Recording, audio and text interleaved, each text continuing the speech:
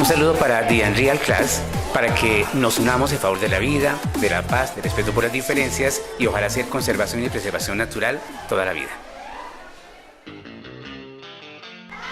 Muy buenos días y bienvenidos a The Unreal Class. Y en el día de hoy conoceremos un poco más acerca de las arañas con Darío Gutiérrez. La segunda es, ¿de dónde nació tu amor hacia las arañas? Cuando yo estaba en grado noveno, por ahí en el año 78, era posible que los colegios hicieran insectarios y herbarios. Era una tarea casi obligada en biología. Pero ante tanto desastre de que los niños sacaban animales, sacrificaban plantas para hacer esa tarea, la suma nacional era una pérdida muy grande de diversidad. Entonces se decidió prohibir totalmente esa práctica en los colegios, pero alcancé a estar en esa práctica. Entonces en la tarea que pusieron, el muchacho decidía si hacía herbario o insectario. Yo escogí insectario, pero igual me diferenciaba mucho en esa época qué era insecto, qué era arácnido, qué era nélido, uno cogía de todo. Por estar en esa tarea, pues había que sacrificar el animal para poderlo pinchar y pasar a la caja de colección y de presentación. Y las arañas demoraban mucho tiempo muriendo en el alcohol. Me pareció como doloroso verlas sufrir tanto tiempo y decidí por mi cuenta mirar las arañas vivas en la casa, en el jardín, en el barrio, pues, pero jamás pensé que hubiera tanta variedad. Por ese enganche, digamos, con esa tarea de biología en 78, comenzó ya la observación por estas especies. ¿Es verdad que a los 17 años te picó una araña en la lengua? Haciendo experimentos. En el mundo se hablaba mucho de que las arañas, al ser apretadas, reaccionaban pues defendiéndose de lo que le hacía daño. Y yo hice la prueba colocándola en la boca, de pronto hice mucha presión y se presentó el accidente. Sin embargo, pues no era una araña peligrosa para el ser humano, era más bien una tarántula, que no son animales peligrosos para nosotros. Y sí, hubo bastante dolor, es un veneno de tipo neurotóxico, la lengua es muy sensible, entonces duré varios días como en cierta incapacidad del habla, pero pues no pasó a mayores. ¿Es verdad que en una conferencia te picó un escorpión? Sí, una conferencia para docentes, estaba explicándoles el hecho de que un escorpión reaccionaba solamente a la presión que se le haga, lo mismo que hacen las arañas. Lo saqué para explicarlo y mientras de pronto miré al público de docentes y comprimí el escorpión, fue suficiente para que él se defendiera. Entonces ante ellos se presentó la problemática. Eso sí fue bastante fuerte, perdí la sensibilidad por un rato, la conciencia no se perdió, pero el dolor era muy alto. Ya casi no podía ni hablar. Y si nos llega a picar alguna araña con algún tipo de veneno, ¿qué iniciativa se debe tomar para contrarrestarlo? Solamente hay 3 peligrosas en todo el continente americano. Las 3 están aquí en Colombia. La viuda negra, veneno neurotóxico. La platanera, también neurotóxico. Y la araña violín, que es un veneno necrosante, descompone los tejidos. Ha habido muertes por esa araña, ya que el veneno puede migrar a los riñones y la persona morirá por insuficiencia renal. En el caso de que sea la mordedura de la araña violín, se sospecha que es una araña violín, urgentemente al Instituto Nacional de Salud. Solamente ellos tienen un procedimiento adecuado. Ha habido personas que han ido a hospitales de diferentes capitales del país, sobre todo campesinos que han sufrido el accidente, al hospital de la ciudad. Y resulta que el hospital no tiene el protocolo organizado realmente para atender esos casos. Por eso lo más urgente, Instituto Nacional de Salud. Porque la herida de la araña de pronto matar a un ser humano con veneno necrosante puede tomarse 6 a 7 días, hay tiempo suficiente. Lo que pasa, y el gran problema, es que no se siente ni la picadura ni las primeras horas después de que inyectó el veneno, porque se mueren los nervios. Entonces, si no hay nervios, no hay transmisión nerviosa. Entonces, la persona se confía de que no está doliendo y cuando van a mirar, ya está muy grande la necrosis en el tejido. Nunca confiarse. Y en el caso de ser viuda negra, hay un antídoto que tiene el Ministerio de Salud. La doctora Diana Pava es la persona que maneja toda esta parte de tóxicos en el país y directamente hacen el tratamiento, así como también con la araña platanera. Solamente que la platanera puede matar en 20 minutos, es un veneno muy activo y en este caso, si se reconoce bien la araña, si la persona se preocupa de conocer ese tipo de especies que llega mucho a Bogotá en racimos de plátano, por ejemplo, la puede identificar. ¿Y cuáles especies tenemos aquí en Colombia? Bueno, especies se conocen hasta ahora unas 10.000, sí, ya nombrarlas es imposible, pero tenemos prácticamente de las 110 familias del mundo, más o menos unas 70 están en nuestro país, que es un gran porcentaje. En tarántulas tenemos perfectamente entre 120 y 140 especies distribuidas por todo el país. Arañas tejedoras tenemos más de 200 especies, depende del tipo de telaraña, si es redonda, tridimensional, desorganizada, laminar, suma bastante. En tus años de profesión, ¿cuáles son las arañas más extraordinarias o extrañas que tú has visto o has conocido? Bueno, la araña nefila o seda de oro hace hilos muy resistentes. Esto que les voy a mostrar aquí son los hilos de esa araña, ya trenzados. Aquí hay 31 kilómetros de hilo. Si tú coges y jalas el material, ves que es muy resistente. No Entonces uno se sorprende por el resultado de los hilos de ella, un material que soporta 2,5 toneladas en arrastre, en peso, es un material muy importante, muy resistente. Entonces pensando en eso, ella es muy representativa, muy sorprendente. La araña platanera por la eficacia del veneno, las viudas negras rojas de Colombia, por la belleza, digamos, que tiene el cuerpo de ellas. Hay arañas que tienen 7 colores en el cuerpo, otras son plateadas, doradas, formas de espinas, formas de ramas. Realmente hay una variedad mucho más grande de lo que la gente se imagina. Ok. ¿Cuánto puede llegar a medir la especie más grande y la especie más pequeña? En Colombia tenemos las dos. Colombia, Brasil y Venezuela tenemos la más grande, que es la araña Goliat. Alcanza 34 centímetros de la punta de una pata a la punta de la otra. Y en Colombia tenemos la más pequeña del mundo. La tenemos en Santa Marta, la Sierra Nevada de Santa Marta, en los musgos. Una adulta mide la quinta parte de 1 milímetro. Adulta. Entonces imaginen las crías como son de pequeñas. Solamente ponen un huevo en su ciclo de vida, que es de 3 meses aproximadamente. Entonces tenemos los dos récords. Más pequeña del mundo y más grande del mundo. ¿Y el máximo que puede durar una araña y cuánto es lo mínimo? Estas tarántulas, por ejemplo, las hembras alcanzan 34 años. Los machos únicamente alcanzan 7 a 8 años. Debe ser así para evitar el exceso de la población. Incluso el macho, cuando tiene 7 años o 6, parece una hembra. No tiene genitales ni ganchos de defensa como se ve aquí en las patas delanteras. Hay un ganchito que le permite al macho defenderse de la hembra para que no lo vaya a matar mientras que la fertiliza. Es un instinto en las arañas para aumentar la descendencia. Entonces, a los 6 años no tiene ni ese ganchito ni el genital que está aquí en las manos. Cumple 8 años, cambia de piel, aparecen genitales y ese año fertiliza 3 hembras y muere. Es una vida mucho más corta, pero eso evita el exceso de la población. ¿Las arañas son comestibles? Todo animal es comestible y es importante eso. En biología sabemos que, entre comillas, lo que se mueva se come. Plantas solamente aprovechamos un 5%, si acaso, del total mundial. No alcanzamos ese nivel. Pero animales son comestibles. Es saberlos preparar, como el caso del pez globo, que si lo cortan en un sentido, pues envenena a la persona que lo coma.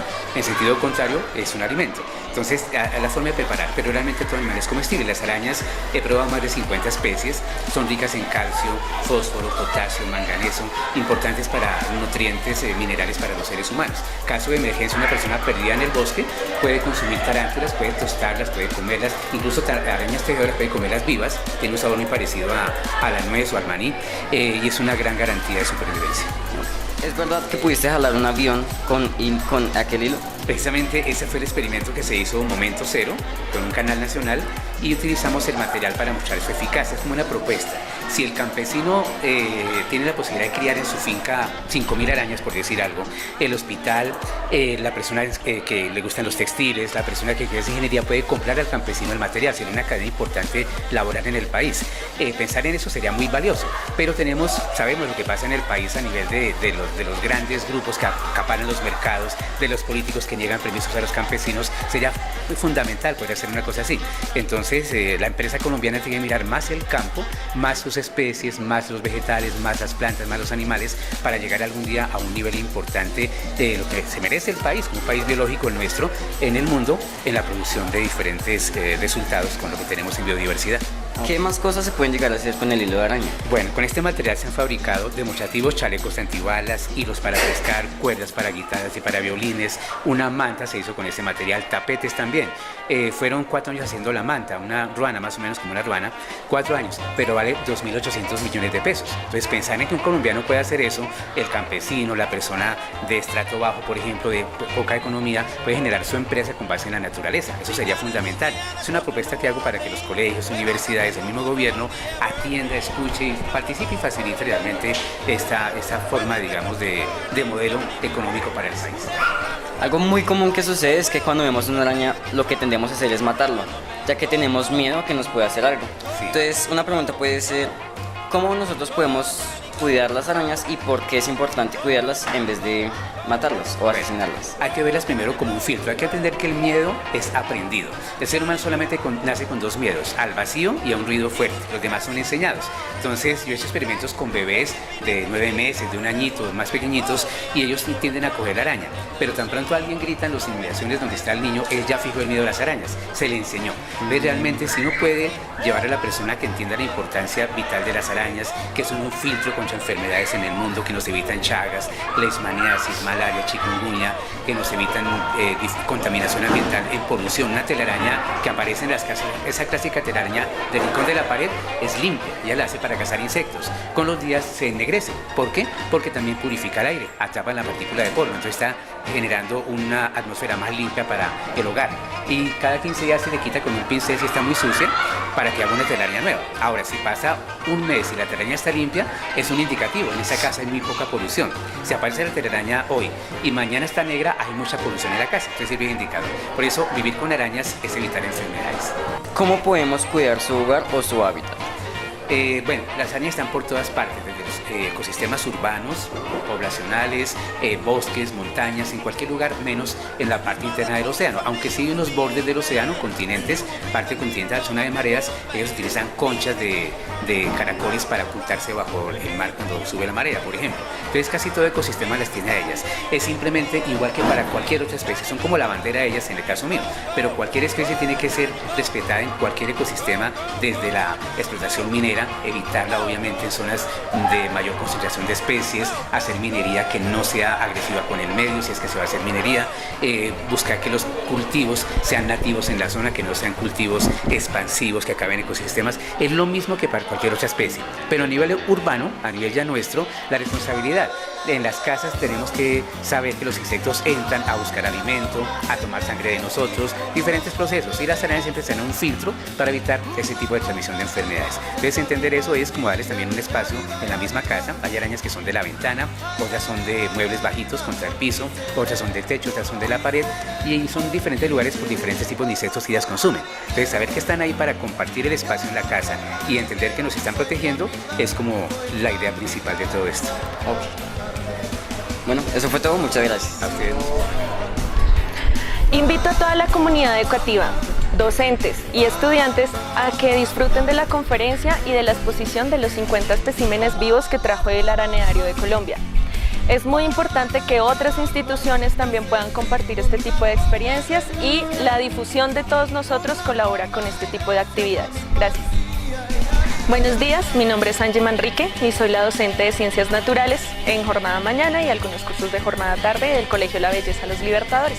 Hola, la idea de traer el araneario al Colegio La Belleza Los Libertadores surgió al conocer la propuesta que tenía el profesor Darío Gutiérrez, una propuesta transversal de una charla que abarca muchos temas que tienen que ver con diferentes áreas. Es un museo independiente con toda su reglamentación, y pues al conocer esta propuesta me pareció muy interesante poder traer y compartir eso con los estudiantes. Bien, la mayoría de personas piensa que la conservación de especies debe ser solo de aquellos que son útiles para el ser humano, o aquellos que nos parecen bonitos, o aquellos con los que tenemos mayor contacto, y nos olvidamos de miles de especies que todo el tiempo entran en vía de extinción por culpa de las acciones humanas. Estas especies también tienen un impacto en el ecosistema, y la ausencia de estas especies genera un desequilibrio. Ese desequilibrio nos afecta a todos. Puede que no nos demos cuenta en este momento de ese impacto, de esas consecuencias, pero más adelante vamos a sufrir esas consecuencias. Por ejemplo, el caso de las abejas o de las avispas polinizadoras. En este momento muchas personas no son conscientes del grave daño que haría a la flora y pues a todos los que se alimentan de esta flora la ausencia de estos animales. Y eso fue todo aquí con Darío Gutiérrez. Nos vemos hasta la próxima en The Unreal Class.